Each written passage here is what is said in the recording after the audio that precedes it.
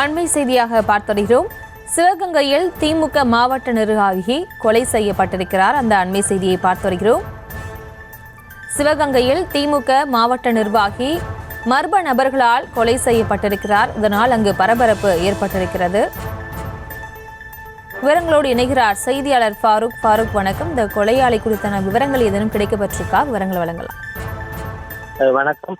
சிவகங்கை அருகே இருக்கக்கூடிய சாமியார்பட்டி என்ற கிராமத்தில் தமது தோப்பில இன்னைக்கு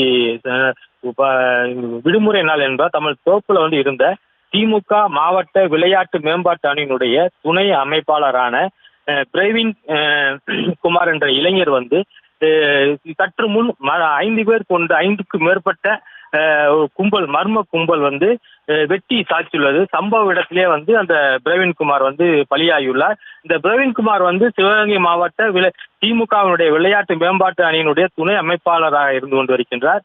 ஒரு திமுகவுடைய மாவட்ட அளவில் பொறுப்பில் இருக்கக்கூடிய ஒரு இளைஞர் வெட்டி படுகொலை செய்யப்பட்ட சம்பவம் இங்கே பெரும் பரபரப்பை ஏற்படுத்தியுள்ளது. தற்போது அவருடைய உடல் சிவகங்கை அரசு மருத்துவக் கல்லூரி மருத்துவமனைக்கு கொண்டு வரப்பட்டுள்ளது.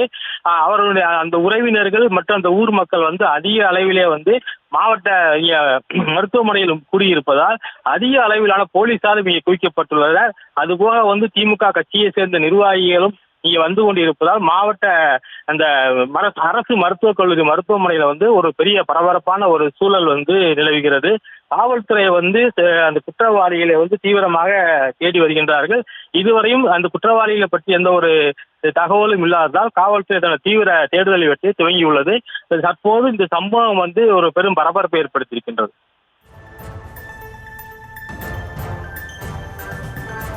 விவரங்களுக்கு நன்றி ஃபாரூக்.